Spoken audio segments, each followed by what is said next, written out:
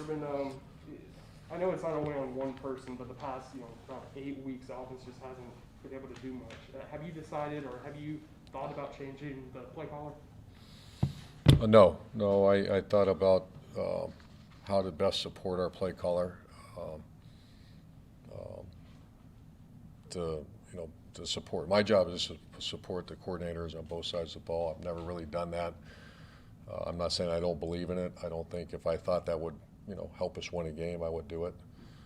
Schottenheimer and Brian Schottenheimer and Darrell Bevel work, hand in hand. They're the dialogue guys on the headsets. So, no, my job is to support him and find a way to get some offensive production against Houston. After watching the game back, is there anything you can put a finger on as to why the run game was non-existent yesterday? Yeah, whenever the run game doesn't work, it's at the line of scrimmage where we're not moving people, and right now that's an issue. That's the biggest issue. I know we missed one cut. We had a chance to jump cut behind and get some positive yards. We had a couple positive yards and a holding penalty, brought one back. So it always starts at the line of scrimmage, and then if there's a missed cut, which we had both of those, and we struggle when we can't run the ball. That's 2 weeks in a row. Did you talk to any of the offensive linemen since yesterday? Sure. Not a lot because we just had a team meeting and they're in their unit meetings now. But talked to a couple of them after the game. You said yesterday. What was the conversation? I keep telling you guys this, that and it's to be honest with you, at times it's hard for me to understand how positive and how togetherness the locker room is, and how I made a point to our team meeting today. I don't know if I've ever seen a group of defensive players sticking together and fighting and swinging, and special teams guy and hustling. It's a sudden change in their back, and I'm very fortunate. I've really never dealt with a lot of this stuff, but I've had other coaches tell me, this is when it gets really bad. This is when offense versus defense, and take care of the effing ball and do this and all that, and zero, none of that. All I went down is between every series, and I stuck my face in there with the D-line, and all they're doing is talking about how they're really playing well. They held a team to 102 yards rushing. They had 10 hits on the quarterback. We had 4 sacks. We had a bunch of players play good enough to win. We have certain players on our team playing the best football of their careers right now. They're stronger and more healthy and playing better than they ever have in their career. That's what I see. And then I also see their struggles going on.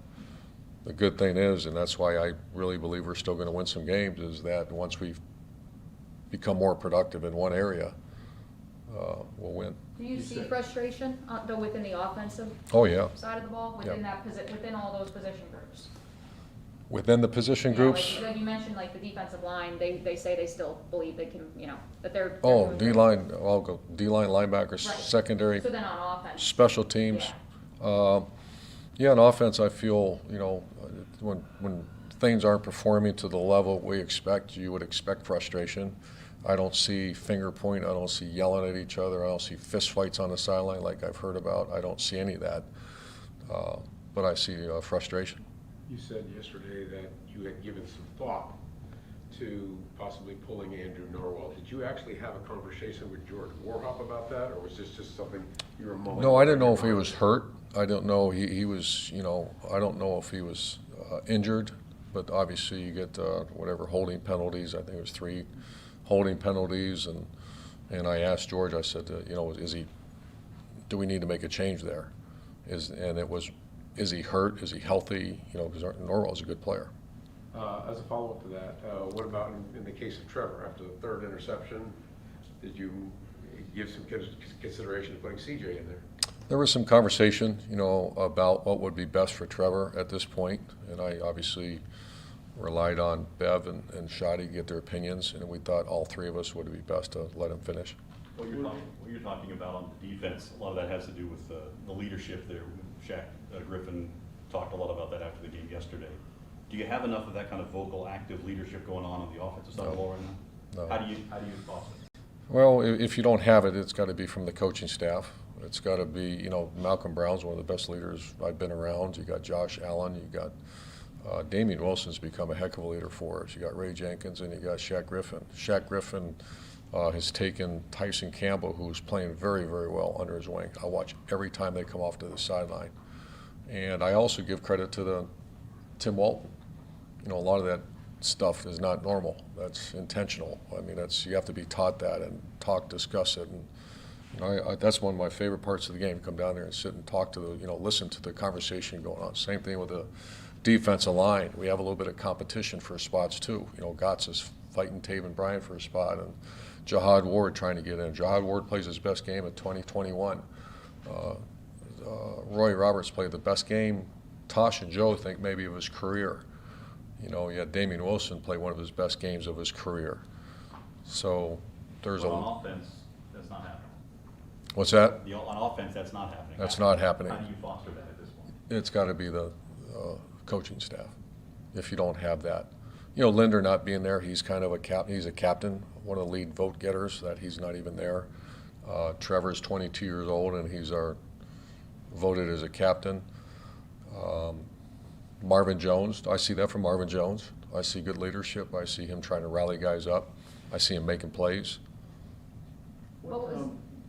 You said you considered maybe pulling Trevor. Is there a conversation to be had about sitting him further as you go forward for a week or two or something like that, just to see what's better for him? Nothing. I mean, I don't think so. I'll go have that chat with it.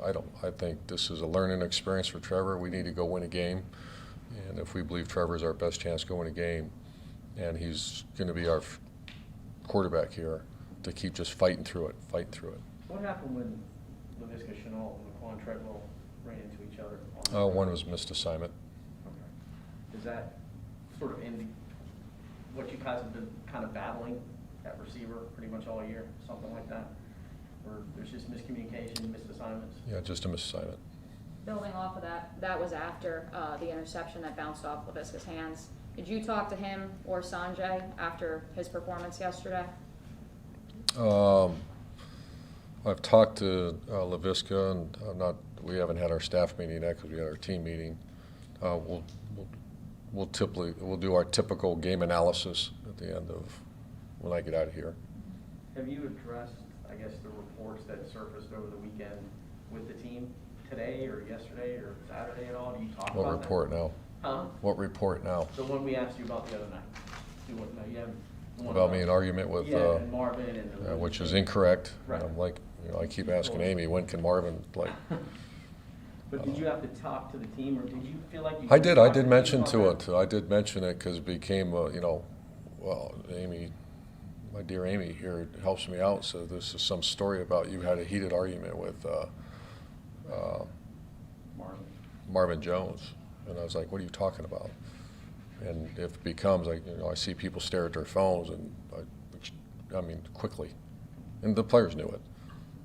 Do you feel like that this conversation with the players is necessary? Because today Tom Pelissero publicly doubled down on what he said, that he insisted that all the things that he wrote in his mind, according to his sources, absolutely happened. So you have these two diametrically opposed. I'm sorry. versions So he of doubled reality. down on that. I had a heated argument with. Yes. Yeah. Okay. Yeah. It didn't happen. Yeah. But I got to move. We got to move on. And can I give out Marvin's text number or something? Is that inappropriate, Aim? Okay. Did you guys give up on the run too early Good question. yesterday? Good question. Given the, But is there a good answer?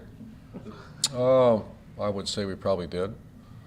What happens, you get down a little bit, you get frustrated, and as a play caller, you get stuck in 2nd and 14, 2nd and 10. 8 carries for 0 yards, whatever, 8 yards or something like that. So, but we have to establish the run.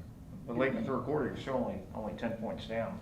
So, there's still, you can still run the ball at that point, can't you? Sure.